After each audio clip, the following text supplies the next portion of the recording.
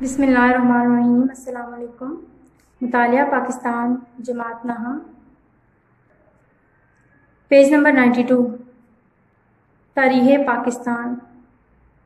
بچوں، اس سبق میں آپ پاکستان کو درپیش ابتدائی مشکلات، پاکستان کے پہلے گورنر جنرل کی حیثیت سے قائد اعظم کا کردار اور پاکستان کے پہلے وزیر اعظم کی حیثیت سے لیاقت علی خان کا کردار، 1956 اور 1962 کے آئین کے اہم حد و حال، ایوب خان اور یحییٰ خان کا دور، مشرقی پاکستان کی علیحدگی کے اسباب، یہ سب جان سکیں گے۔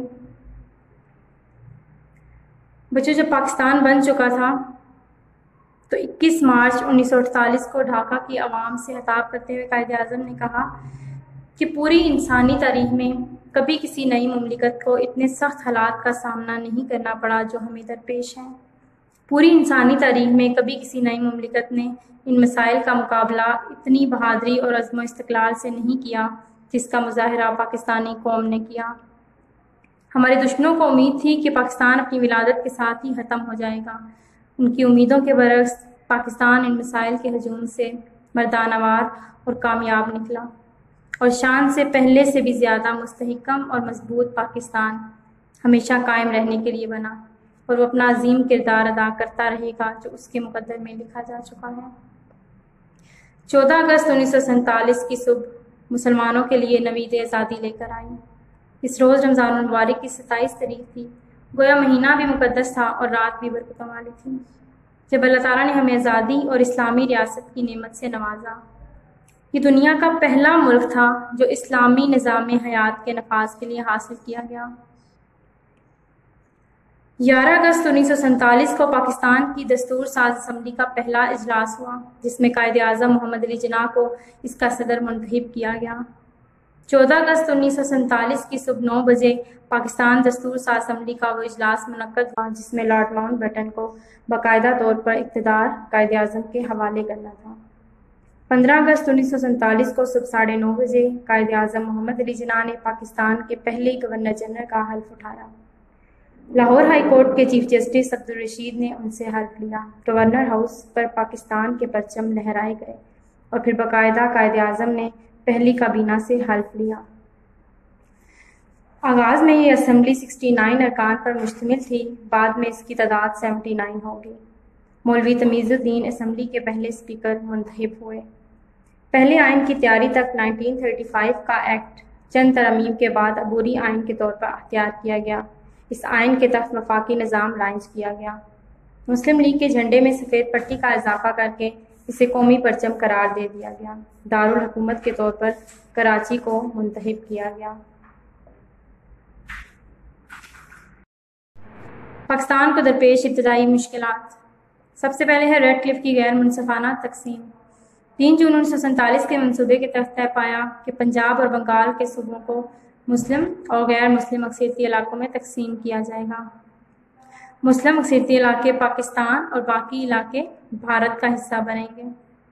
علاقوں کی حد بندی کے لیے ایک کمیشن بنانے اور اس کی ثالثی کو قبول کرنے پر اتفاق رائے ہوا۔ ایک برطانوی ماہر قانون سر ریڈ کلف کو یہ ذمہ داری سونپی گئی۔ سر ریڈ کلف نے آخری governor general Lord Mountbatten کے دباؤ میں آ کر غیر منصفانہ تقسیم کی۔ بچوں، لارڈ ماؤنٹ بیٹن کے بارے میں ایک چیز جاننا بہت ضروری ہے کہ یہ قابل نفرت حد تک مغرور انسان تھا۔ اس نے 2 جولائی 1947 کو قائد اعظم محمد علی جناح سے ملاقات کے دوران یہ تجویز پیش کی کہ اسے دونوں ملکوں کا مشترکہ گورنر جنرل بنا دیا جائے، تو قائد اعظم نے اس تجویز کو مسترد کر دیا۔ اس پر ماؤنٹ بیٹن نے کہا کہ آپ کو اندازہ ہے کہ اس کی آپ کو کتنی قیمت ادا کرنی پڑے گی؟ قائد اعظم نے جواب دیا، اثاثوں میں ہمیں اس کی قیمت کروڑوں میں ادا کرنی پڑے گی۔ تو اس کے جواب میں لارڈ ماؤنٹ بیٹن نے کہا، اس کی قیمت تمام اثاثے اور پاکستان کا مستقبل بھی ہو سکتی ہے، اور یہ کہہ کر وہ غصے سے باہر نکل گیا۔ بچوں، اس سے اندازہ لگا سکتے ہیں آپ کہ اس نے کس قسم کی تقسیم کروائی ہوگی۔ مسلم اکثریت کے بعض تسلیم شدہ علاقوں کو ایک سازش کے تحت بھارت میں شامل کر دیا گیا۔ ریڈ کلف نے ناانصافی کرتے ہوئے پاکستان کو بعض اہم علاقوں سے محروم کر دیا۔ ریڈ کلف نے ایوارڈ نے نہ صرف مسلمانوں کو ان کے علاقوں اور حقوق سے محروم کیا، بلکہ دونوں اقوام کے درمیان مسئلہ کشمیر کی صورت میں مخالفت کا ایسا بیج بویا جو آج بھی موجود ہے۔ مہاجرین کی آباد کاری۔ لاکھوں خاندان قیام پاکستان کے بعد اپنا گھر بار چھوڑ کر نئے وطن پاکستان روانہ ہوئے۔ ان کی خوراک، رہائش، ادویات اور دیگر ضروریات کی فراہمی کے لیے حکومت پاکستان نے تیزی سے منصوبہ بندی کی۔ مقامی عوام نے اپنے مسلمان بھائیوں کو خوش آمدید کہا۔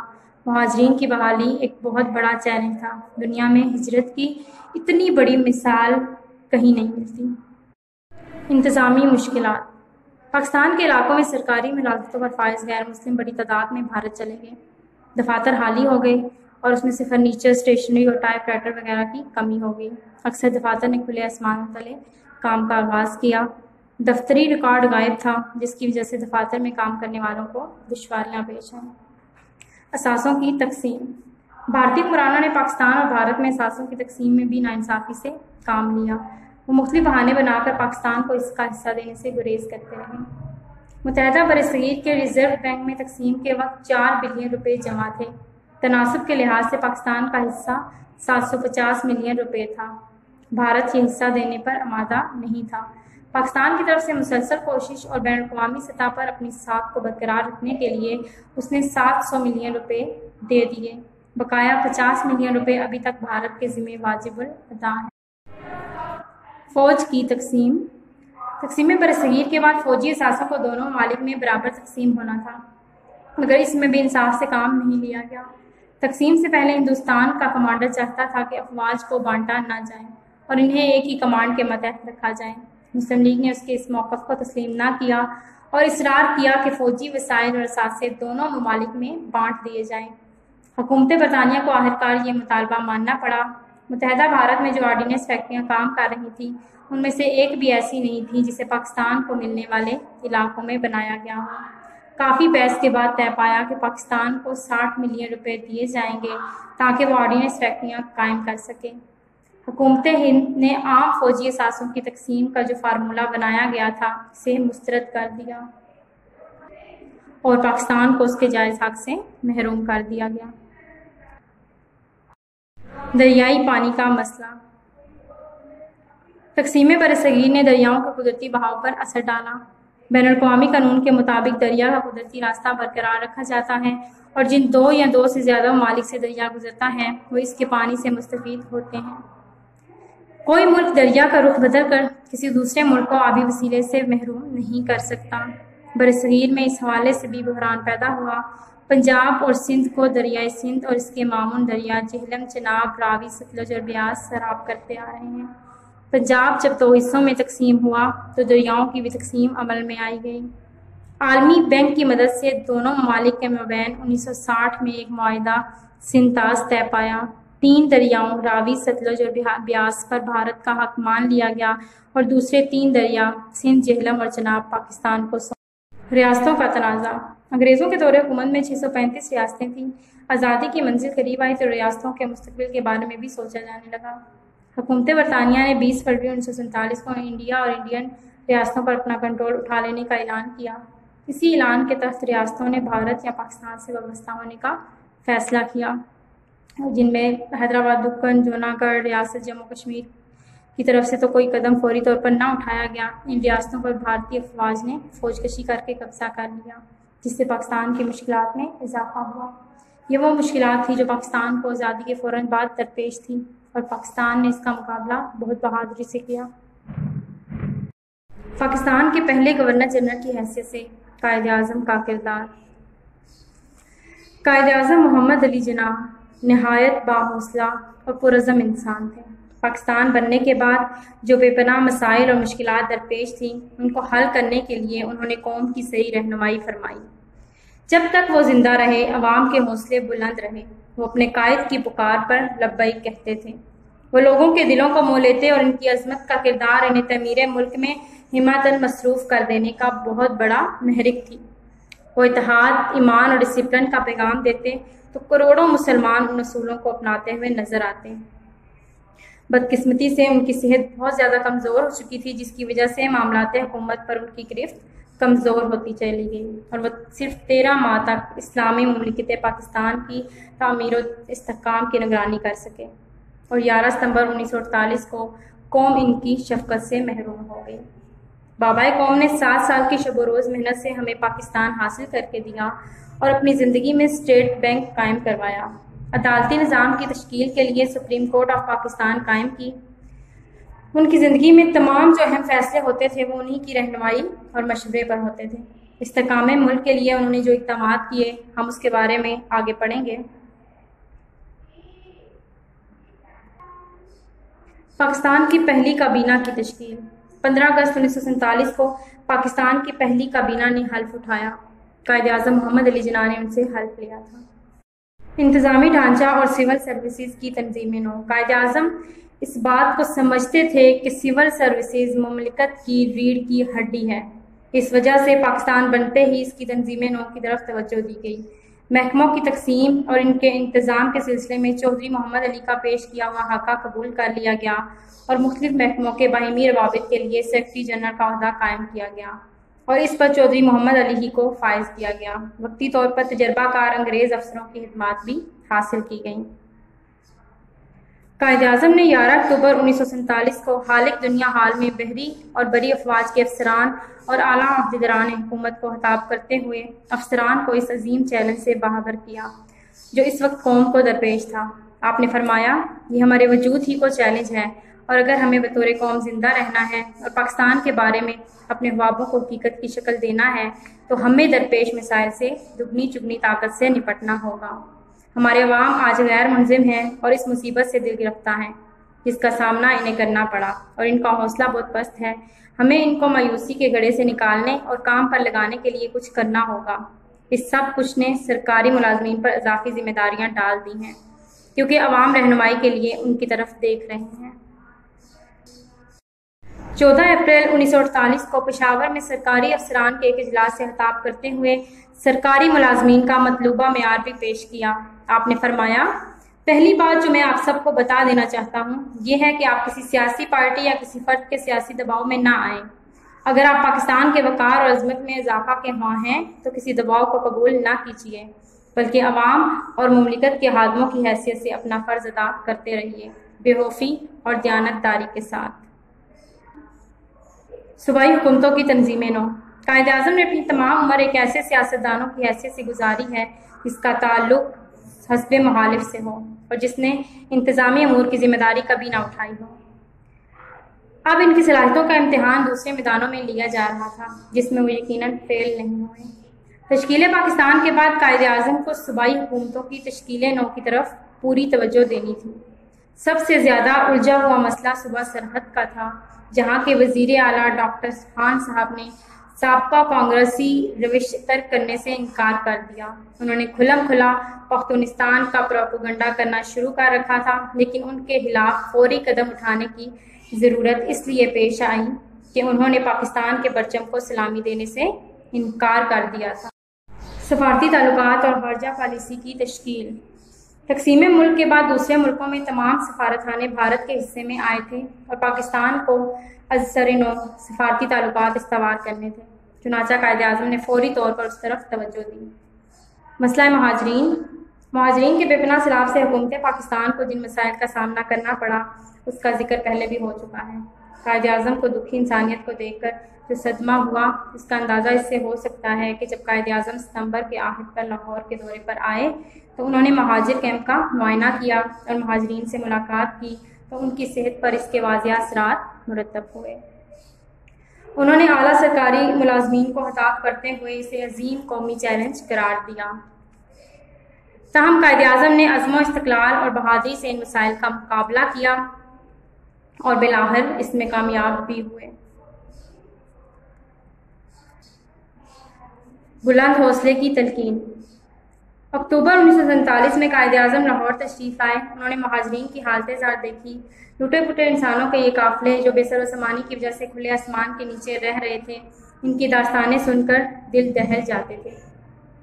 قائد اعظم خدا ترس انسان تھے، ان کی طبیعت پر اس کا بہت اثر ہوا، ان کی صحت اس سے متاثر ہوئی، لیکن قوم کے حوصلے بلند کرنے کی ضرورت تھی، اس لیے انہوں نے یونیورسٹی لان میں ایک بہت بڑے جلسہ عام سے خطاب کیا اور فرمایا، ایک لمحے کے لیے بھی تصور نہ کیجیے کہ دشمن اپنے ارادوں میں کامیاب ہو جائیں گے، لیکن اس کے ساتھ ساتھ جس صورتحال کا ہمیں سامنا ہے اسے بھی معمولی نہ سمجھیے۔ اپنے دلوں کو ٹٹولیے اور جائزہ لیجیے کہ آپ اس نئی عظیم مملکت کی تعمیر میں کہاں تک شریک ہیں۔ کام یقیناً بہت بڑا ہے، لیکن دل چھوٹا نہ کریں۔ آپ بہترین صلاحیتوں کے مالک ہیں اور کسی سے کم تر نہیں۔ آپ کو اپنے اندر مجاہدانہ جذبہ پیدا کرنا ہے۔ آپ وہ قوم ہیں جس کی تاریخ جگرداری اور عظمت، کردار، شجاعت کے حیرت انگیز تذکروں سے بھری پڑی ہے۔ میں آپ سے صرف یہ کہنا چاہتا ہوں کہ آپ میں سے ہر شخص جس تک میرا یہ پیغام پہنچے، نہ صرف پاکستان کے لیے اپنا سب کچھ قربان کر دینے کا عہد کرے، بلکہ اس عزم کا اظہار بھی کرے کہ ہمیں پاکستان کو اسلام کا قلعہ بنانا ہے۔ میں ایک بار پھر کہتا ہوں، فتح بالآخر ہماری ہوگی، بشرطیہ کہ ہم قرآن پاک کو اپنے لیے سرچشمہ ہدایت بنائے رکھیں۔ قائد اعظم محمد علی جناح کو معاشی صورتحال کا پہلے سے ہی اندازہ تھا، اس لیے انہوں نے حکومت پاکستان کے قیام سے پہلے ہی معاشی تحفظ کے لیے اقدامات شروع کر دیے۔ پاکستان فنڈ کا قیام۔ پاکستان کے قیام کے وقت ہر شخص دیکھ رہا تھا کہ نئی مملکت کو بے سر و سامانی کی حالت میں اپنی زندگی کا آغاز کرنا ہے۔ قائد اعظم نے پیش آنے والے مسائل کا حل تلاش کرنا شروع کر دیا، چنانچہ انہوں نے 16 جون 1947 کو پاکستان فنڈ قائم کرنے کا اعلان کیا، جس میں عوام اور مسلمان تاجروں نے فراغ دلی سے عطیات دیے، جن کی وجہ سے بھارت کی یہ خواہش کامیاب نہ ہو سکی کہ پاکستان کے اثاثے روک کر اس کی حکومت کو ناکام بنا دیا جائے۔ سرمایہ کار کی حوصلہ افزائی۔ قائد اعظم نے ہمیشہ محنت کار کی اہمیت کا احساس دلایا اور سرمایہ کار کی حوصلہ افزائی کی ہے۔ اسٹیٹ بینک آف پاکستان کا افتتاح۔ 1 جولائی 1948 کو قائد اعظم نے اسٹیٹ بینک کا افتتاح کرتے ہوئے فرمایا، مغرب کے معاشی نظام نے انسانیت کے لیے ناقابل حل مسائل پیدا کیے ہیں اور یہ لوگوں کے درمیان انصاف قائم کرنے میں ناکام رہا ہے۔ ہمیں دنیا کے سامنے ایک ایسا معاشی نظام پیش کرنا ہے جو اسلام کے صحیح تصور مساوات اور سماجی انصاف کے اصولوں پر مبنی ہو۔ قائد اعظم محمد علی جناح نے ہمیشہ عوام کو قرآن سے رہنمائی حاصل کرنے کا درس دیا۔ قائد اعظم محمد علی جناح نے قوم سے اپیل کی کہ جدوجہد کرو اور قرآن سے رہنمائی حاصل کرتے رہو۔ 1943 میں آپ نے قرآن پاک کو امت مسلمہ کا نقطہ اتحاد قرار دیا۔ آپ کا ارشاد ہے، وہ کون سا رشتہ ہے جس سے منسلک ہونے سے تمام مسلمان جست واحد کی طرح ہیں؟ وہ کون سی چٹان ہے جس پر ان کی ملت کی عمارت استوار ہے؟ وہ کون سا لنگر ہے جس سے امت کی کشتی محفوظ کر دی گئی؟ وہ رشتہ، وہ چٹان، وہ لنگر خدا کی کتاب قرآن کریم ہے۔ ہم نے پاکستان کا مطالبہ محض زمین کا ایک ٹکڑا حاصل کرنے کے لیے نہیں کیا تھا، بلکہ ہم ایک ایسی تجربہ گاہ حاصل کرنا چاہتے تھے جس میں ہم اسلام کے اصولوں کو آزما سکیں۔ پاکستان مسلم لیگ کی تنظیم۔ آل انڈیا مسلم لیگ اپنا مقصد حاصل کر چکی تھی، ملک 2 حصوں میں تقسیم ہو چکا تھا۔ قائد اعظم محمد علی جناح کو بطور صدر مسلم لیگ اس تنظیم کا نیا ڈھانچہ اور نئے مقاصد بھی طے کرنے تھے، چنانچہ انہوں نے اس طرف خصوصی توجہ دی۔ قائد اعظم محمد علی جناح نے زندگی کے آخری ایام میں مسئلہ کشمیر پر خصوصی توجہ دی۔ کشمیر کے الحاق کے بارے میں ماؤنٹ بیٹن اور بھارتی قیادت کی سازشوں کا حال تو ہم پہلے پڑھ چکے ہیں۔ قائد اعظم کے نزدیک یہ مسئلہ نہ صرف پاکستان کے لیے بہت ضروری تھا، بہت اہم تھا، بلکہ انسانی نقطۂ نظر سے اس کی اخلاقی اہمیت بھی اس کا تقاضا کرتی ہے کہ اس طرف پوری توجہ دی جائے۔ قائد اعظم کے جسم میں جب تک جان رہی، انہوں نے پاکستان کی ہر ممکن خدمت کی، خرابی صحت کے باوجود بھی اہم فائلوں کا مطالعہ کرتے رہے۔ اگرچہ قائد اعظم کو موذی مرض ٹی بی نے بہت کمزور کر دیا تھا، اس کے باوجود آپ کے حوصلے پست نہ ہوئے۔ انہوں نے مرض کو فرائض کے آڑے کبھی نہیں آنے دیا، لیکن آخرکار ان کی صحت جب زیادہ بگڑی تو 11 ستمبر 1948 کو وہ خالق حقیقی سے جا ملے۔ پاکستان کے پہلے وزیر اعظم کی حیثیت سے لیاقت علی خان کا کردار۔ پاکستان کے پہلے وزیر اعظم لیاقت علی خان 1896 میں مشرقی پنجاب کے ایک قصبے کرنال میں پیدا ہوئے۔ علی گڑھ کالج سے BA اور آکسفورڈ یونیورسٹی سے قانون کی ڈگری حاصل کی۔ آپ نے 1923 میں مسلم لیگ میں شمولیت اختیار کی اور 1936 میں مسلم لیگ کے جنرل سیکرٹری منتخب ہوئے۔ آخری دم تک قائد اعظم کے دست راست بنے رہے۔ 15 اگست 1947 کو پاکستان کے پہلے وزیر اعظم بنے۔ 16 اکتوبر 1951 کو راولپنڈی میں ایک جلسہ عام سے خطاب کرتے ہوئے انہیں شہید کر دیا گیا۔ لیاقت علی خان نے پنجاب میں مسلمانوں کا قتل عام رکوانے کے لیے پنڈت نہرو کے ساتھ سرحدی علاقوں کا دورہ کیا اور پنجاب میں داخل ہونے والے مہاجرین کا جو سیلاب تھا جس کو سنبھالنا بہت مشکل مسئلہ تھا، قائد اعظم کی ہدایت پر آپ نے پنجاب مہاجر کونسل کے چیئرمین کی حیثیت سے مہاجرین کی آبادکاری اور انہیں ضروریات زندگی کے فراہمی کے کام کی نگرانی کی۔ انتظامی ڈھانچے کی تشکیل، معاشی زندگی کی بحالی، بجٹ کی تیاری، کشمیر کی جنگ، داخلی انتشار پر کنٹرول اور بھارت کی سازشوں کے خلاف دفاع سمیت تمام درپیش مسائل میں قائد اعظم قوم اور حکومت کی رہنمائی تو کرتے رہے، لیکن ان کے فیصلوں کو عملی جامہ پہنانے کی ذمہ داری لیاقت علی خان پر ہی عائد ہوتی ہے۔ قائد اعظم محمد علی جناح کی وفات کے بعد جب قوم کے حوصلے پست ہو رہے تھے اور بھارتی قیادت پاکستان کے خلاف مسلسل سازشوں میں مصروف تھی، تو ایسے حالات میں آپ ہی قوم کے ترجمان اور قائد تھے۔ آپ کی اعلیٰ قائدانہ صلاحیتوں کی بنا پر قوم نے آپ کو قائد ملت کا خطاب دیا۔ لیاقت علی خان کے دور حکومت میں معاشی ترقی کے لیے بھرپور جدوجہد شروع کی گئی۔ آپ نے 1949 میں اسمبلی سے قرارداد مقاصد منظور کرائی اور نئے آئین کی تیاری کے سلسلے میں بنیادی اصولوں کی کمیٹی بنائی۔ آپ نے 1950 میں امریکہ کا دورہ کیا اور اپنی تقاریر میں امریکہ کے عوام اور قائدین کو قیام پاکستان کے پس منظر سے آگاہ کیا۔ لیاقت علی خان کی خارجہ پالیسی میں اسلامی ممالک کے ساتھ خوشگوار تعلقات قائم کرنے کو بنیادی حیثیت حاصل تھی۔ 1951 کے وسط میں جب بھارتی فوجیں پاکستانی سرحد پر جمع ہوئیں تو ملک میں غیر یقینی صورتحال پیدا ہو گئی۔ آپ نے قوم کا حوصلہ بلند کرنے اور اس خطرے سے آگاہ کرنے کے لیے ملک کے دورے کیے۔ قرارداد مقاصد 1949 12 مارچ 1949 12 مارچ 1949 پاکستان کے پہلے وزیر اعظم لیاقت علی خان کی تحریک پر آئین ساز اسمبلی نے قرارداد مقاصد منظور کی۔ قرارداد مقاصد نے پاکستان کی آئین سازی میں نہایت اہم مقام حاصل کیا۔ اس قرارداد کے نکات ہم آپ کو آگے بتائیں گے۔ اقتدار اعلیٰ یا حاکمیت، ساری کائنات کا مالک اللہ تعالیٰ ہے اور سارا اقتدار اسی کو حاصل ہے۔ مسلمانوں کے پاس اقتدار اللہ تعالیٰ کی امانت ہے۔ اسلامی قانون سازی، پاکستان کا آئین قرآن و سنت کی روشنی میں ترتیب دیا جائے گا اور یہاں اسلامی اصولوں سے متصادم کوئی قانون سازی نہیں کی جائے گی۔ اسلامی اقدار، پاکستان میں اسلامی اقدار جمہوریت، آزادی، مساوات، رواداری اور معاشرتی انصاف کو فروغ دیا جائے گا۔ اسلامی طرز زندگی، مسلمانوں کو انفرادی اور اجتماعی شعبوں میں اپنی زندگیاں قرآن و سنت کی روشنی میں بسر کرنے کے قابل بنایا جائے گا۔ پاکستان ایک وفاق ہوگا جس میں صوبوں کو آئین کی حدود کے اندر رہتے ہوئے حکم اختیاری حاصل ہوگی۔ تمام شہریوں کو بالامتیاز معاشرتی، معاشی، سیاسی، مذہبی حقوق حاصل ہوں گے۔ پسماندہ علاقوں کو سیاسی، معاشرتی اور معاشی شعبوں میں شرکت اور ترقی کے مساوی مواقع میسر آئیں گے۔ پاکستان کے تمام غیر مسلم شہریوں کو مکمل آزادی اور تحفظ دیا جائے گا۔ عدلیہ آزاد اور خود مختار ہوگی۔ قرارداد مقاصد کو پاکستان کی آئین سازی کی تاریخ میں بہت اہمیت حاصل ہے۔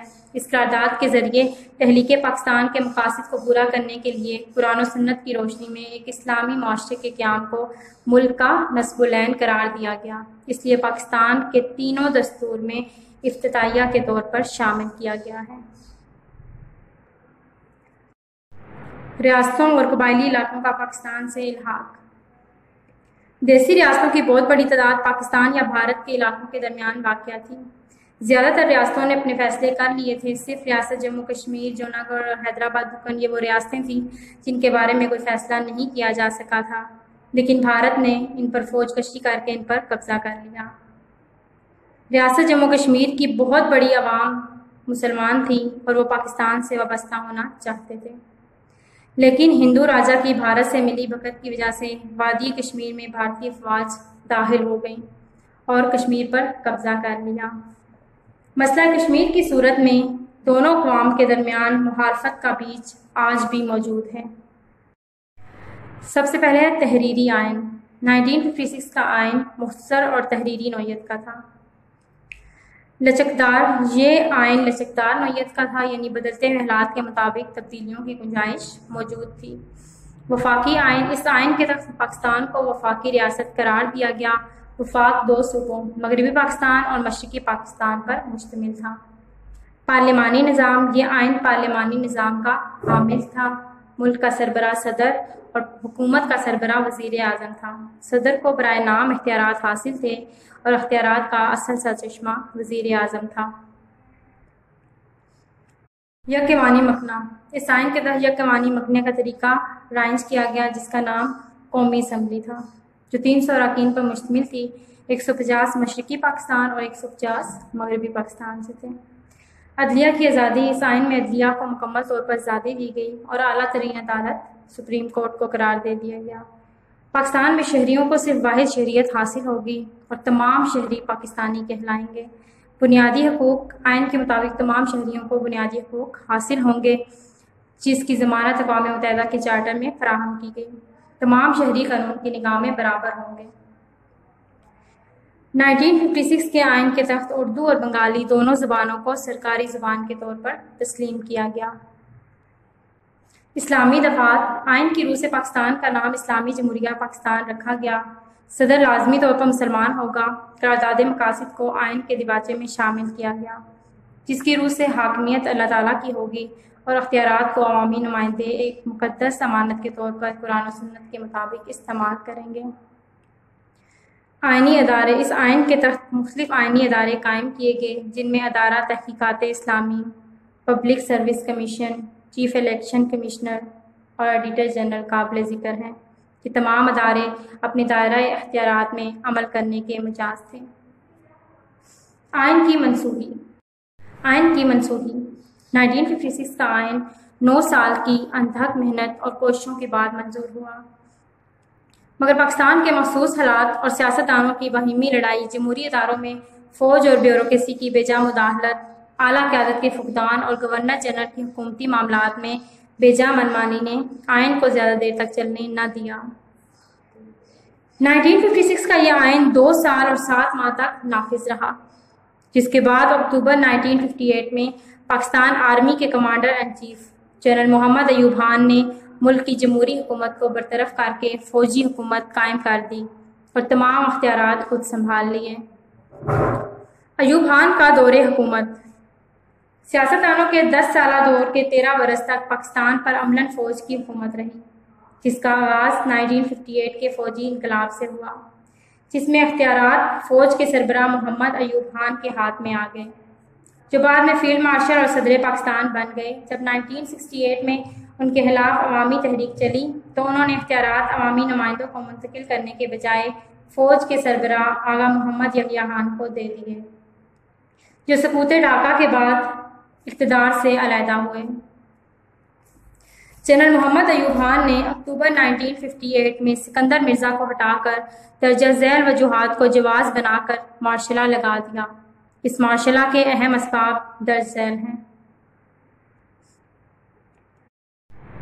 اقتدار کی کشمکش، قیام پاکستان کے بعد اقتدار کی کشمکش سے مسلم لیگ میں دھڑے بندیاں پیدا ہو گئیں، جس سے فائدہ اٹھاتے ہوئے گورنر جنرل غلام محمد نے دوبارہ اسمبلی توڑ دی اور پہلے مارشلہ کی راہ کو ہموار کیا۔ معاشی بدحالی، سیاسی عدم استحکام کے ساتھ ساتھ پاکستان میں معاشی بدحالی کا دور شروع ہوا۔ ایک زرعی ملک ہونے کے باوجود پاکستان میں خوراک کی قلت پیدا ہو گئی۔ سیاسی قیادت کا فقدان، قائد اعظم لیاقت علی خان اور حسین شہید سہروردی کے بعد پاکستان سیاسی قیادت سے محروم ہو گیا اور ملک کی باغ دوڑ ایسے سیاسی قائدین کے ہاتھوں میں آ گئی جو نہ تو عوام میں قومی وحدت پیدا کر سکے اور نہ عوامی مسائل حل کر سکے۔ سمگلنگ اور اقربا پروری، مارشلہ کی ایک وجہ سمگلنگ، چور بازاری، اقربا پروری اور ناجائز مراد کا حصول بھی تھی۔ عوام کا کوئی پرسان حال نہ تھا۔ بیوروکریسی کا کردار، بیوروکریسی نے انتہائی غیر ذمہ دارانہ رویے کا مظاہرہ کرتے ہوئے ملک میں جمہوریت کو ناکام کرنے میں اہم کردار ادا کیا۔ بااثر ہونے کے باعث ان کے دلوں میں اقتدار کی ہوس پیدا ہونے لگی جو مارشلہ کے نفاذ کا باعث بنی۔ ایوب خان کی سیاست، سیاستدانوں کی باہمی رساکشی سیاسی عدم استحکام کے نتیجے میں گورنر جنرل غلام محمد نے جنرل ایوب خان کو وزیر دفاع کی حیثیت سے کابینہ میں شامل کیا، جس کی وجہ سے غیر یقینی حالات پیدا ہو گئے۔ صوبائی تعصبات مارشل لا کی آمد کا ایک سبب صوبائی تعصبات کا فروغ بھی تھا۔ سیاستدانوں نے اقتدار تک پہنچنے کے لیے ملک کی سلامتی کی پرواہ کیے بغیر عوامی جذبات کو خوب بھڑکایا۔ سیاسی عدم استحکام 1953 سے 1958 کے دوران 2 گورنر جنرلوں نے 6 وزارتوں کو تشکیل دیا۔ اسی سیاسی عدم استحکام اور پارلیمانی نظام کی ناکامی کے نتیجے میں سیاسی بحران پیدا ہو گیا۔ انتخابات کا التوا قیام پاکستان کے پہلے 11 سالوں میں کبھی عام انتخابات نہ کرائے گئے، صرف صوبوں میں باری باری انتخاب کرایا گیا۔ 1956 کا آئین پاس ہونے کے بعد توقع کی جا رہی تھی کہ 1 سال کے اندر عام انتخابات منعقد ہو جائیں گے، لیکن ایسا نہ ہو سکا۔ بنیادی جمہوریتوں کا نظام 1958 کا انقلاب سیاستدانوں کے طرز عمل کے خلاف رد عمل تھا۔ سکندر مرزا نے اپنے ہنگامی فرمان میں اس کی وضاحت یوں کی ہے: سیاسی جماعتوں کی ذہنیت اتنی پست ہو گئی ہے کہ مجھے اس بات کا کوئی بھروسہ نہیں رہا کہ انتخابات ملک کے موجودہ داخلی انتشار کو سدھار سکتے ہیں یا ان کے ذریعے ایک ایسی مضبوط اور مستحکم حکومت لائی جا سکتی ہے جو ان بے شمار پیچیدہ مسائل کو حل کر سکے جو ہمیں درپیش ہیں۔ آسمان سے نئے لوگ اتر کر نہیں آئیں گے۔ وہی گروہ جس نے پاکستان کو تباہی کے کنارے پر لا کھڑا کیا، انتخابات کو محض اپنے ذاتی اغراض و مقاصد کی تکمیل کے لیے استعمال کرے گا۔ 1959 میں صدر جنرل محمد ایوب خان نے بنیادی جمہوریتوں کا ایک نظام متعارف کرایا جس کے تحت عوام کو بنیادی جمہوریت کے ممبران کا انتخاب کرنا تھا۔ بنیادی جمہوریتوں کے ممبران کی کل تعداد 80,000 تھی۔ 1962 کے آئین کے تحت ان ممبران کو صدر، صوبائی اور مرکزی اسمبلیوں کے اراکین کے انتخابات کے لیے انتخابی ادارہ کی حیثیت بھی حاصل تھی۔ یہ نظام بنیادی طور پر درجہ ذیل 5 مراحل پر مشتمل تھا۔ یونین کونسل اور یونین کمیٹی، تحصیل کونسل اور تھانہ council, district council, divisional council, صوبائی مشاورتی کونسل۔ یونین کونسل بنیادی جمہوریتوں کا ابتدائی ادارہ تھا۔ اسے دیہی علاقوں کے لیے یونین کونسل اور شہری علاقوں میں یونین کمیٹی کہتے تھے۔ اس میں 1000 سے 1500 ووٹر براہ راست اپنے میں سے ایک نمائندہ منتخب کرتے تھے جس کو بی ٹی ممبر کہتے تھے۔ ان کے فرائض میں صحت، صفائی، روشنی کا انتظام، مسافرخانوں کا انتظام، پیدائش و اموات کا ریکارڈ رکھنا وغیرہ شامل تھا۔ تحصیل کونسل اور تھانہ کونسل، مغربی پاکستان میں تحصیل کونسل اور مشرقی پاکستان میں تھانہ کونسل دوسرا مرحلہ تھا۔ اس کا چیئرمین ڈویژنل افیسر کہلاتا تھا۔ اس میں سرکاری اہلکار، نامزد ارکان اور منتخب عوامی نمائندے شامل ہوتے تھے۔ ان کے فرائض میں اپنے علاقوں میں تعلیمی اور معاشی منصوبوں کی تیاری وغیرہ شامل تھے۔ ڈسٹرکٹ کونسل، ضلعی سطح پر ڈسٹرکٹ کونسل قائم تھی جس کا سربراہ ڈپٹی کمشنر تھا۔ اس کونسل میں آدھی تعداد سرکاری اور غیر سرکاری اراکین کی ہوتی تھی اور آدھی تعداد منتخب نمائندوں کی ہوتی تھی۔ ان کے فرائض میں سڑکیں بنانا، اسکولوں کا قیام، صحت و صفائی کا انتظام، ہسپتالوں کا قیام، امراض کی روک تھام کے اقدامات کرنا، آب رسانی کا مناسب بندوبست کرنا اور امداد باہمی کا فروغ شامل تھے۔ ڈویژنل کونسل، ڈویژن کی سطح پر قائم اس ادارے کا سربراہ ڈپٹی کمشنر کہلاتا تھا۔ ضلع کی تمام یونین کونسلیں، یونین کمیٹیاں اور ٹاؤن کمیٹیاں اس میں نمائندگی رکھتی تھیں۔ اس کونسل میں بھی سرکاری اور نامزد ارکان شامل تھے۔ ڈویژن کے مطابق محکموں کی جانچ پڑتال اور مختلف اصلاحی سرگرمیوں کے لیے سفارشات تیار کرنا وغیرہ اس کونسل کے فرائض میں شامل تھا۔ صوبائی مشاورتی کونسل، تمام ڈویژنوں کے نمائندوں پر مشتمل صوبائی مشاورتی کونسل قائم کی گئی جو براہ راست گورنر کے ماتحت تھی۔ یہ کونسل پورے صوبے کے بنیادی جمہوریتوں کے اداروں کی کارکردگی پر نظر رکھنے اور ان کی سرگرمیوں کو مربوط کرنے کے فرائض انجام دیتی تھی، جبکہ گورنر اپنی کارکردگی کی رپورٹ براہ راست صدر پاکستان کو پیش کرنے کا ذمہ دار تھا۔ مجموعی طور پر اس نظام سے وابستہ توقعات پوری نہ ہوئیں، جس کا ایک بڑا سبب یہ تھا کہ 80,000 ارکان بنیادی جمہوریت میں صرف 8% ایسے تھے جن کی تعلیم میٹرک یا اس سے اوپر تھی۔ 16% تو بالکل ان پڑھ تھے، جبکہ باقی 76% وہ تھے جو معمولی پڑھے لکھے تھے یا دستخط کرنا جانتے تھے۔ صدر ایوب خان نے مسلم فیملی لاز آرڈیننس بھی نافذ کیا۔ اس سے پہلے اس قسم کے قوانین کی ضرورت محسوس کی گئی تھی اور ایک کمیشن بٹھایا گیا تھا، لیکن اس کمیشن کی سفارشات کو غیر اسلامی قرار دے دیا گیا تھا، کیونکہ اس کمیشن میں شامل واحد عالم دین مولانا احتجام الحق صاحب نے بھی اس کی سفارشات سے اختلاف کیا تھا۔ تاہم تعلیم یافتہ خواتین کی طرف سے آئلی قوانین کا مطالبہ کیا جاتا رہا۔ صدر ایوب خان کی حکومت چونکہ کافی مضبوط تھی اور مارشل لا کی وجہ سے مخالفت ناممکن تھی، اس وجہ سے بیگمات کی درخواست پر آئلی قوانین نافذ کر دیے گئے۔ نئے آرڈیننس کے مطابق نکاح کو رجسٹر کرنا لازمی قرار دیا گیا۔ پہلی بیوی اور چیئرمین کی اجازت کے بغیر دوسری شادی کی ممانعت کر دی گئی۔ شادی کے لیے لڑکے کی کم از کم عمر 18 سال اور لڑکی کی 16 سال مقرر کی گئی۔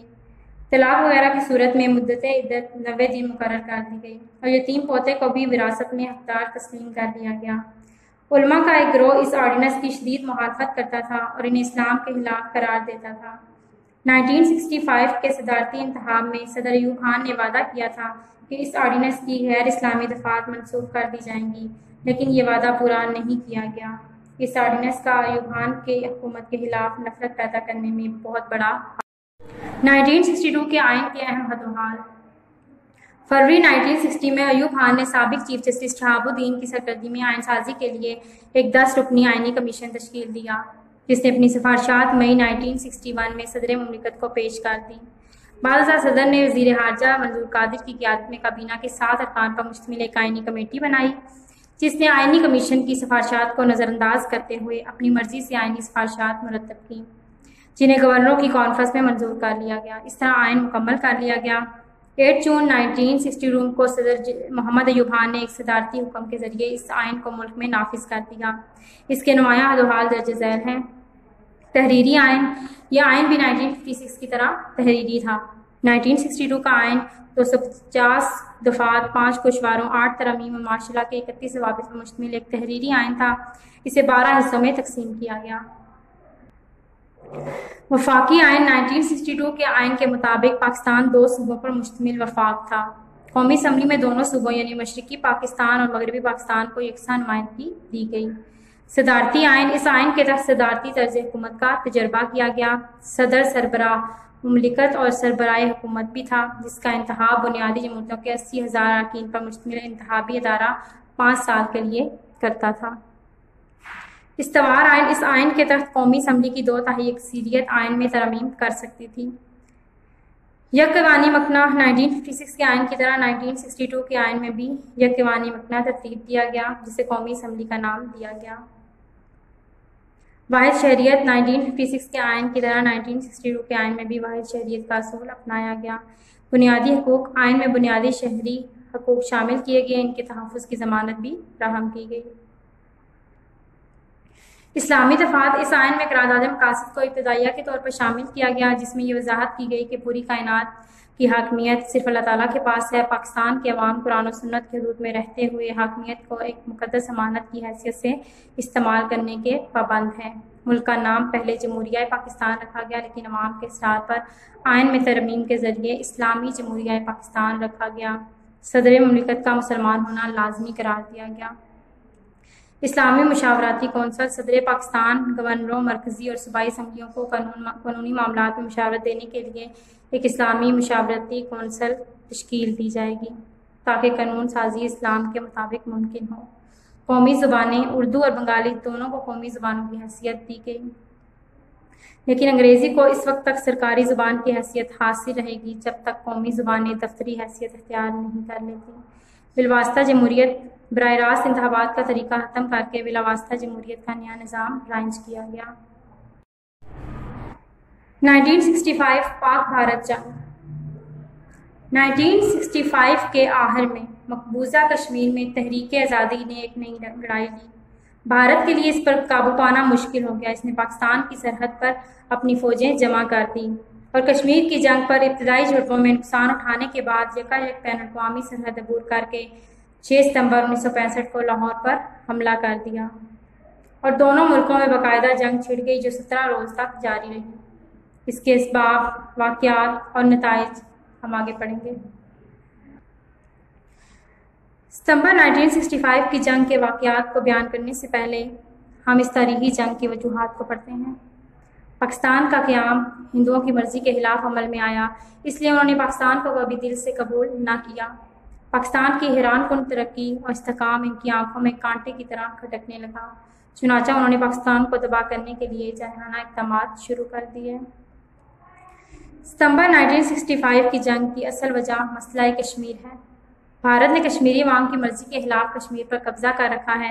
کشمیر کے عوام پاکستان کے ساتھ الحاق کے حامی ہیں، مگر بھارت سلامتی کونسل کی قرارداد کے مطابق رائے شماری کرانے کے وعدے سے ٹال مٹول کرتا رہا۔ کشمیری عوام کی ہلاکی مدد کرنے اور مسئلہ کشمیر کو پوری دنیا میں اٹھانے کی پاداش میں بھارت نے پاکستان پر ستمبر 1965 کی جنگ مسلط کر دی۔ بھارت نے اپنی طاقت کے نشے میں 1962 میں چین سے جنگ چھیڑ لی اور منہ کی کھائی، پھر اس نے اس حفت کو مٹانے کے لیے مئی 1965 میں رنکچ کے متنازع علاقے پر قبضہ جمانے کی کوشش کی، لیکن پاکستانی فوج کے ہاتھوں اسے ذلت امیز شکست کا سامنا کرنا پڑا۔ چنانچہ اپنا کھویا ہوا وقار بحال کرنے کے لیے بھارت نے پاکستان کے خلاف جنگ شروع کر دی۔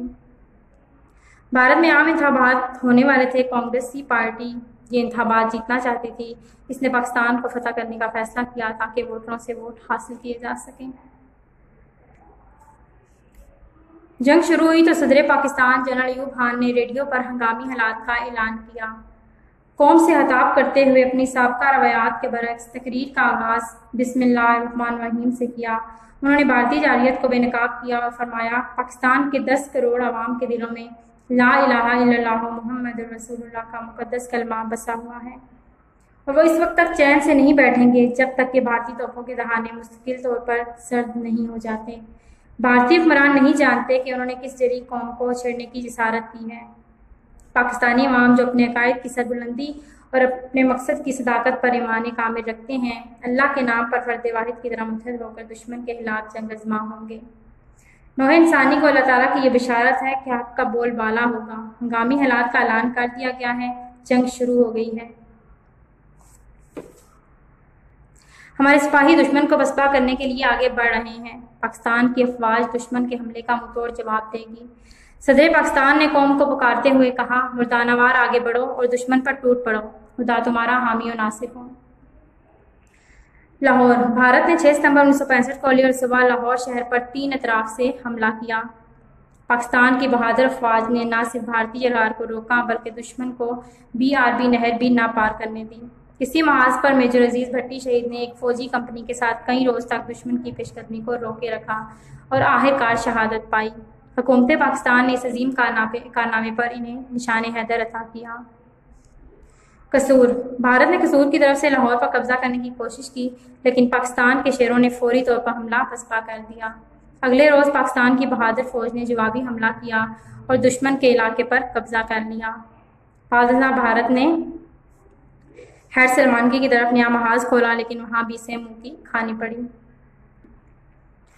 اسی طرح سیالکوٹ اور راجستھان کے محاذ پر بھی پاکستانی فوج نے بہادری سے دشمن کی پیش قدمی کو روکا اور دشمن کو شکست سے دوچار کیا۔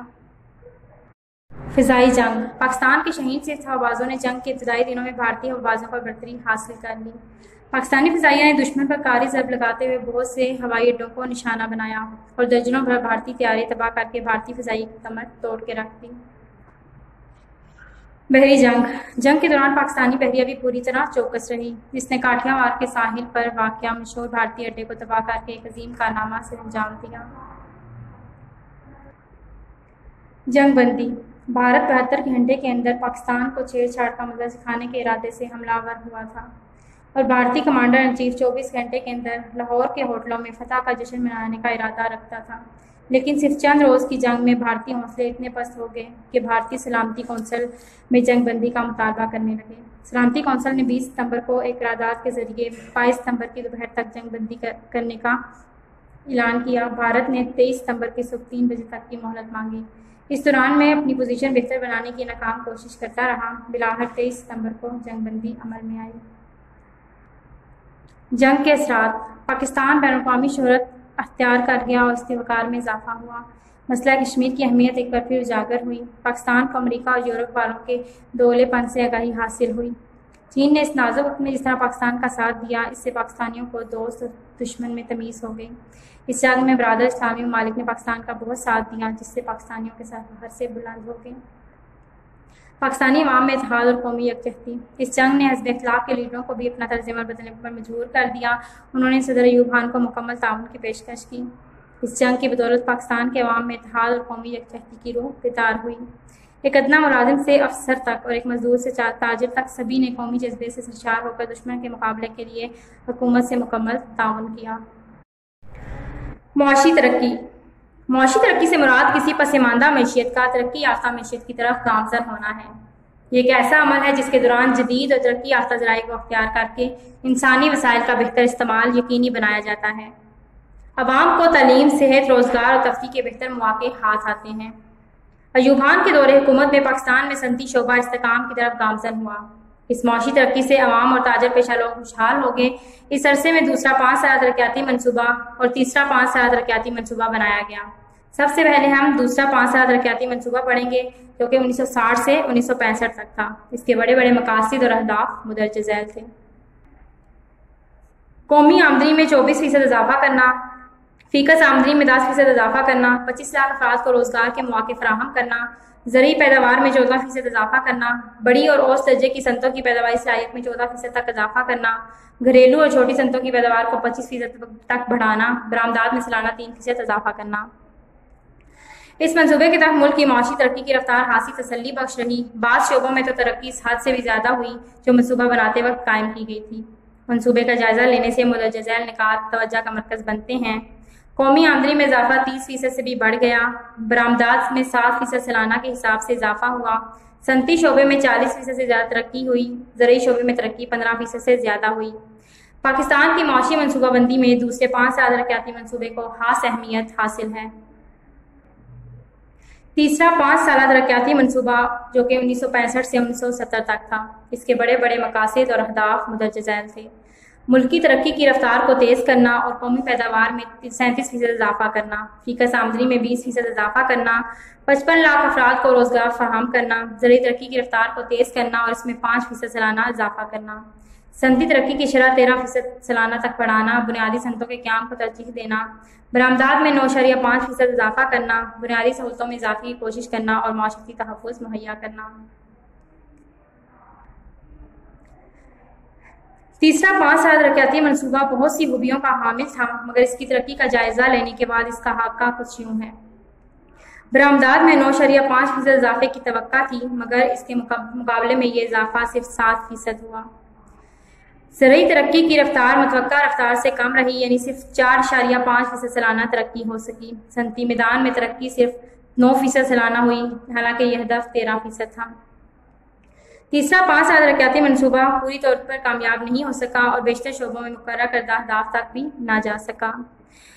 ابتدائی 2 سالوں میں زبردست خشک سالی کا سامنا کرنا پڑا، جس سے فصلیں بری طرح متاثر ہوئیں۔ 1965 کی پاک پارہ جنگ کی وجہ سے دفاعی اخراجات بڑھ گئے، جس کی وجہ سے ترقیاتی اخراجات کے لیے وسائل میں کمی ہو گئی۔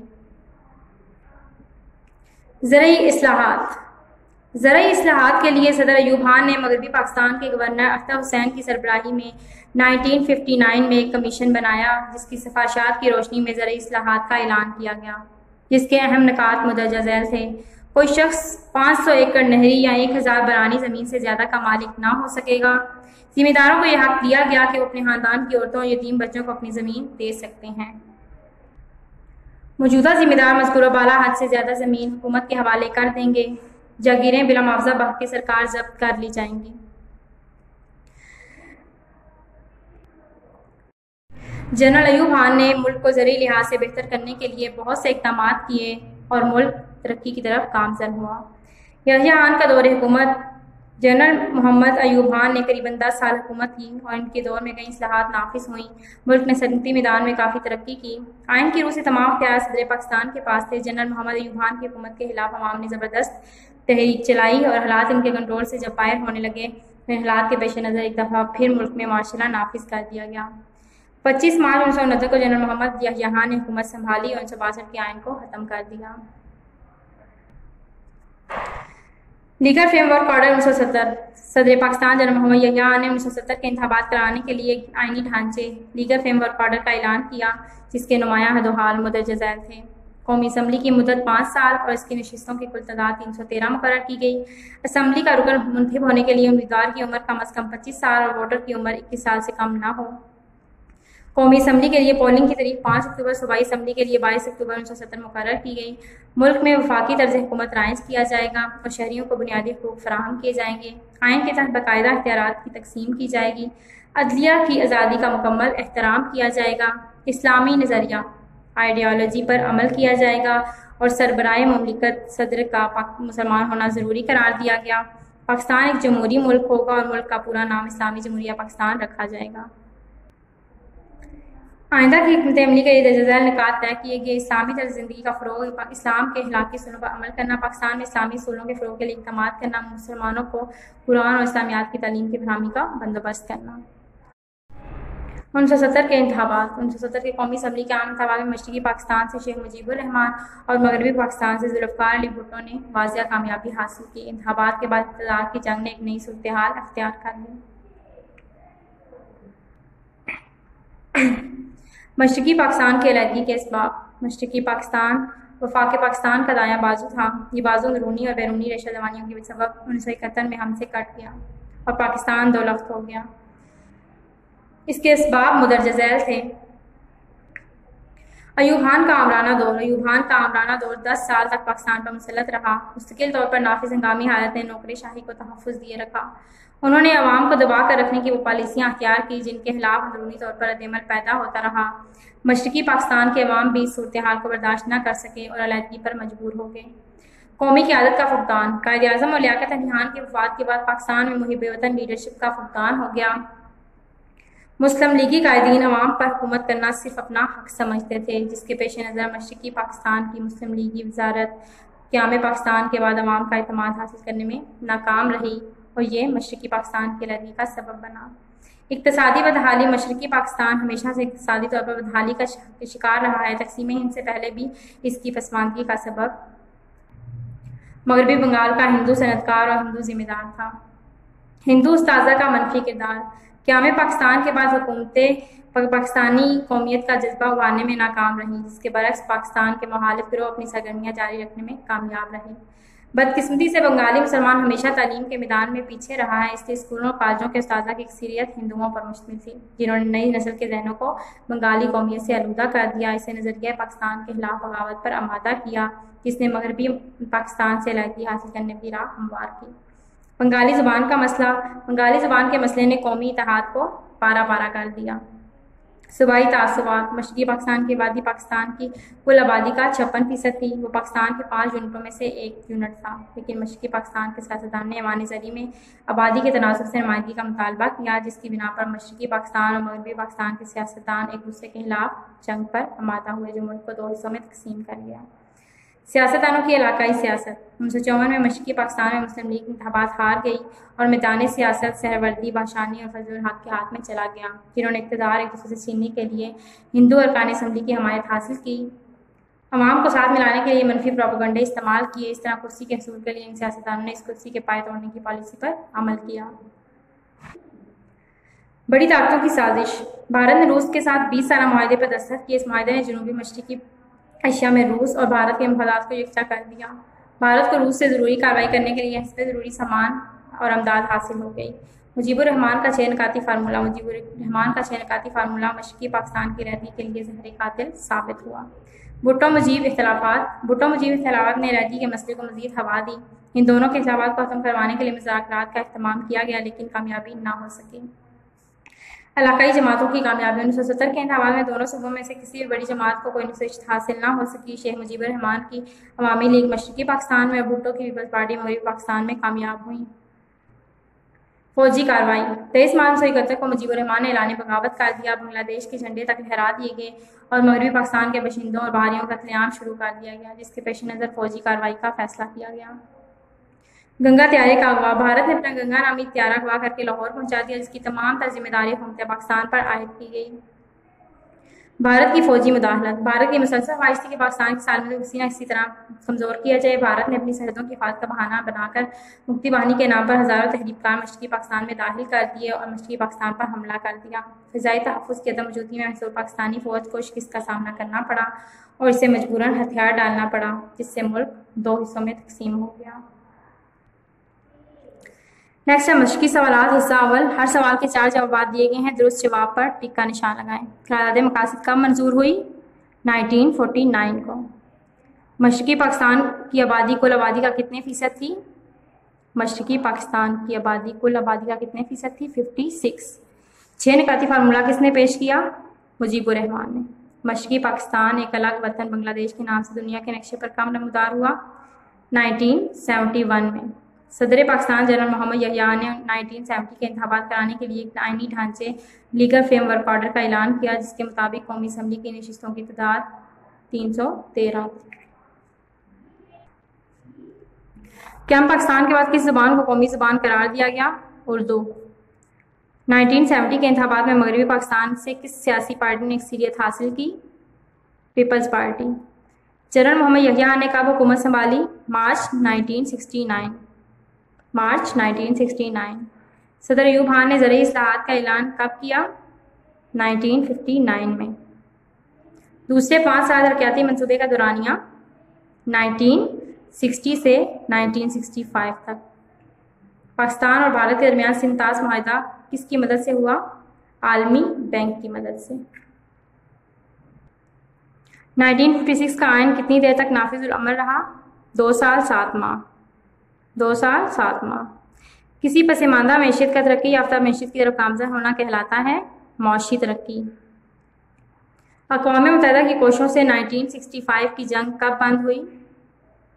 23 ستمبر 1965. 23 ستمبر 1965. بنیادی جمہوریتوں کے ممبران کی کل تعداد کتنی تھی؟ 80,000. مولوی تمیز الدین پاکستان کی پہلی آئین ساز اسمبلی کے اسپیکر تھے. ریڈ کلف کی غیر منصفانہ تقسیم سے بھارت کو جموں کشمیر تک رسائی حاصل ہو گئی. قائد اعظم محمد علی جناح نے 1947 میں پہلی تعلیمی کانفرنس کا انعقاد کروایا. لیاقت علی خان نے 1949 میں اسمبلی سے قرارداد مقاصد منظور کروائی. لیاقت علی خان نے 1949 میں اسمبلی سے قرارداد مقاصد منظور کروائی. پاکستان کا پہلا آئین 1956 کو ملک میں نافذ ہوا.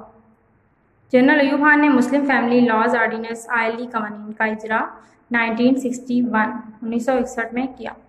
1959 میں صدر ایوب خان نے ڈیش کا نظام متعارف کروایا، بنیادی جمہوریتوں کا نظام. پاکستان اور بھارت کے درمیان 1960 میں ڈیش کا معاہدہ طے پایا، سنتاز کا. لیاقت نہرو معاہدہ 1950 میں طے پایا.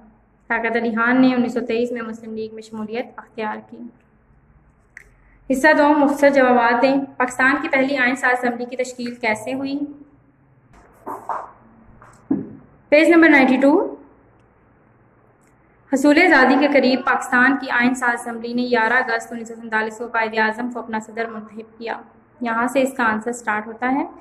اور مولوی تمیز الدین اسمبلی کے پہلے اسپیکر تھے یہاں تک. سوال نمبر 1 مختصر جوابات دیں. سوال نمبر 2 ہے ایوب خان کی زرعی اصلاحات کے کوئی سے 5 نکات بیان کریں. ایوب خان کی زرعی اصلاحات کے کوئی سے 5 نکات بیان کریں. پیج نمبر 121 زرعی اصلاحات. اور جو اس کے 8 پوائنٹ ہیں کوئی سے بھی 5 آپ کر سکتے ہیں اس میں. 1956 کے آئین کی 5 اسلامی دفعات تحریر کریں. پیج نمبر 106 صفحہ نمبر 106 اسلامی دفعات. یہ فل ٹاپک ہے. Question number 3. پیج نمبر 119 صفحہ نمبر 119 بڑے بڑے مقاصد اور ان کے اہداف. ٹھیک ہے.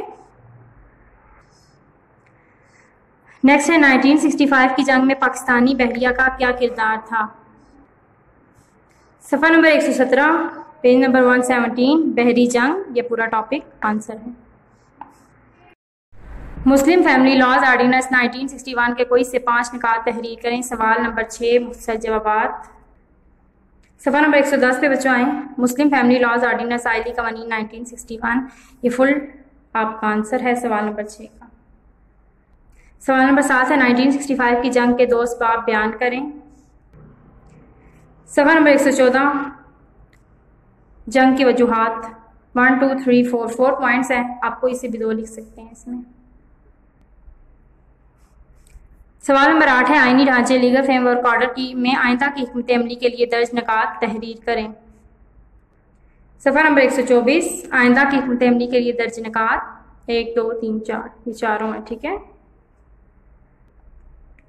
یونین کونسل اور یونین کمیٹی سے کیا مراد ہے؟ سوال نمبر 9 یونین کونسل اور یونین کمیٹی سے کیا مراد ہے؟ صفحہ نمبر 108 یونین کونسل اور یونین کمیٹی۔ یونین کونسل بنیادی جمہوریتوں کا ابتدائی ادارہ تھا، یہاں سے سٹارٹ ہوگا، اس کا آنسر اور ریکارڈ رکھنا وغیرہ شامل ہے یہاں تک۔ سوال نمبر 9 شارٹ کوسچن۔ سوال نمبر 10 ہے 1956 کا آئین کیسے منسوخ ہوا؟ صفحہ نمبر 106 آئین کی منسوخی، یہ فل ٹاپک آپ کا آنسر ہے سوال نمبر 10 کا شارٹ کوسچن۔ سوال نمبر 11 ہے واحد شہریت سے کیا مراد ہے؟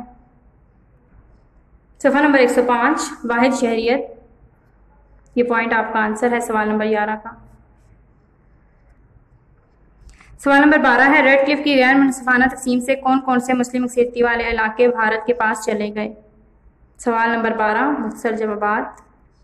صفحہ نمبر 93 یہ اس کا آنسر ہے۔ ریڈ کلف نے ناانصافی کرتے ہوئے پاکستان کو بعض اہم علاقوں سے محروم کر دیا، یہاں سے اس کا جواب شروع ہوگا اور بھارت کو ریاست جموں کشمیر تک رسائی مل گئی، یہ آنسر ہے سوال نمبر 12 مختصر جوابات۔ سوال نمبر 13 ہے مالاکنڈ ڈویژن کیسے تشکیل دیا گیا؟ مالاکنڈ ڈویژن کیسے تشکیل دیا گیا؟ صفحہ نمبر 103 شارٹ کوسچن 13 قیام پاکستان سے صوبہ سرحد میں دیر سوات، یہاں سے سٹارٹ ہوگا اس کا آنسر اور ایک انتظامی حصہ بنا دیا گیا، یہ سوال نمبر 13 مختصر جوابات یہ آنسر ہے۔ سوال نمبر 14 ہے معاشی ترقی سے کیا مراد ہے؟ صفحہ نمبر 118 معاشی ترقی سے مراد کسی پسماندہ معیشت کا ترقی یافتہ معیشت کی طرف گامزن ہونا ہے، یہاں سے لے کر عوام کو تعلیم، صحت، روزگار اور تفریح کے بہتر موقع ہاتھ ملتے ہیں یہاں تک، یہ سوال نمبر 14 مختصر جوابات یہ آنسر ہے۔ سوال نمبر 15 ہے تیسرے 5 سال ترقیاتی منصوبے کے 5 اہداف کا تذکرہ کیجیے۔ تیسرا 5 سال ترقیاتی منصوبہ، یہ اس کے اہداف ہیں، ان میں سے آپ کو اسے 5 لکھ سکتے ہیں۔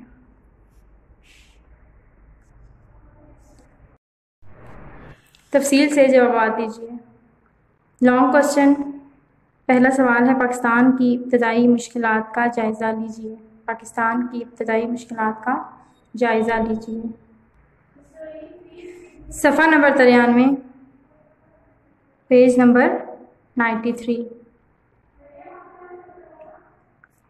پاکستان کی ابتدائی مشکلات، بچوں اس کا آنسر جو سا ہے وہ ریڈ کلف کی غیر منصفانہ تقسیم، پوائنٹ نمبر 1 اس سے سٹارٹ ہوتا ہے، اور پیج نمبر 97 صفحہ نمبر 97 ریاستوں کا تنازع، پوائنٹ نمبر 7 اس کے اینڈ تک اس کا آنسر ہے کوسچن نمبر 1 لانگ کوسچن۔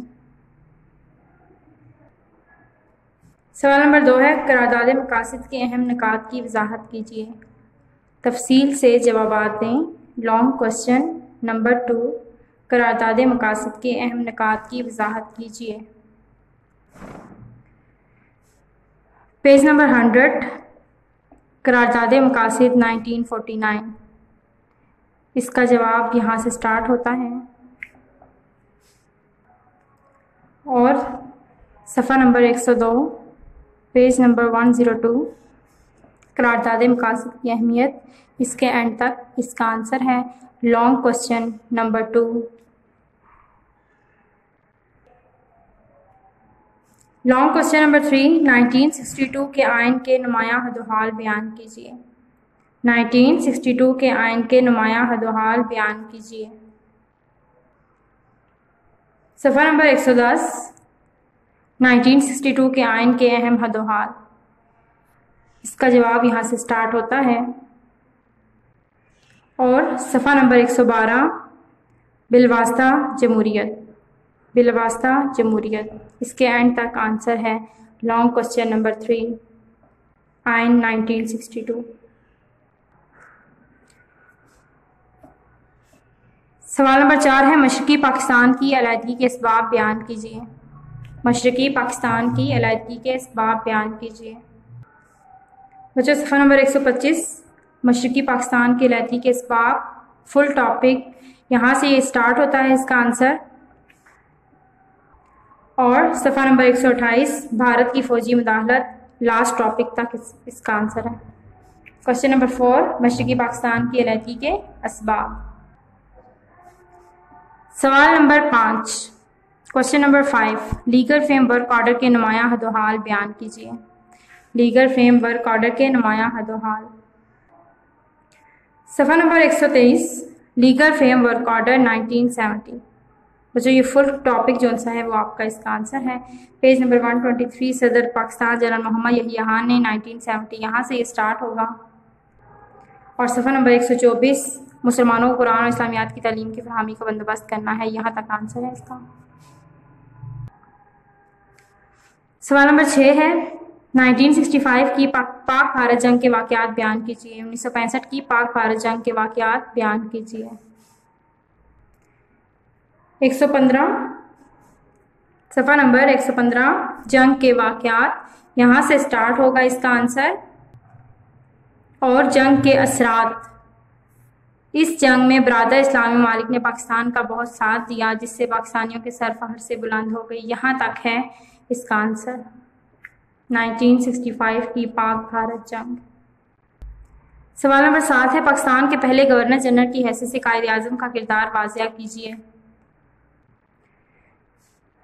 بچوں پیج نمبر 97 پاکستان کے پہلے گورنر جنرل کی حیثیت سے قائد اعظم کا کردار یہاں سے اسٹارٹ ہوگا. فل ٹاپک اس کا آنسر ہے قائد اعظم محمد علی جناح نے پاکستان کے پہلے گورنر جنرل کی حیثیت سے 13 ماہ کام کیا یہاں سے آپ اس کا آنسر لگائیں. اور صفحہ نمبر 98 پیج نمبر 98 اس کے اینڈ والے پوائنٹ تک اس کا آنسر ہے.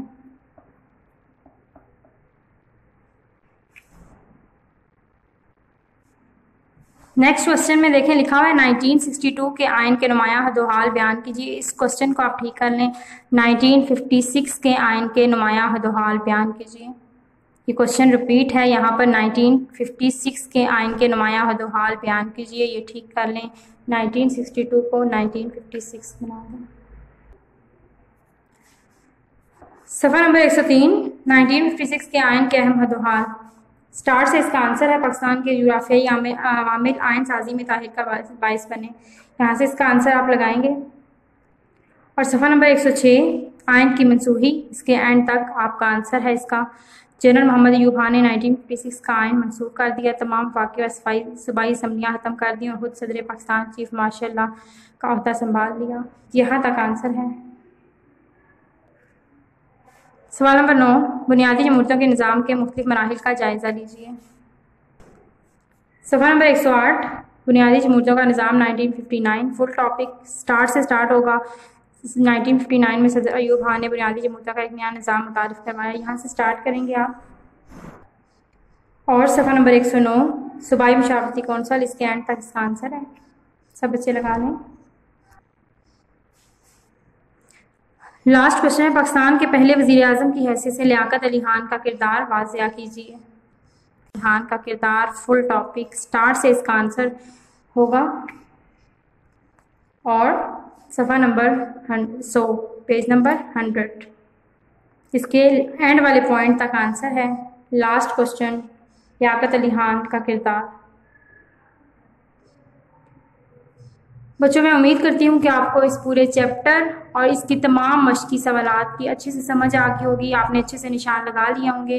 ان کو آپ نے یاد کرنا ہے اور شارٹ کوشچن آنسر کوشش کیجیے گا کہ لکھ بھی لیں. شکریہ.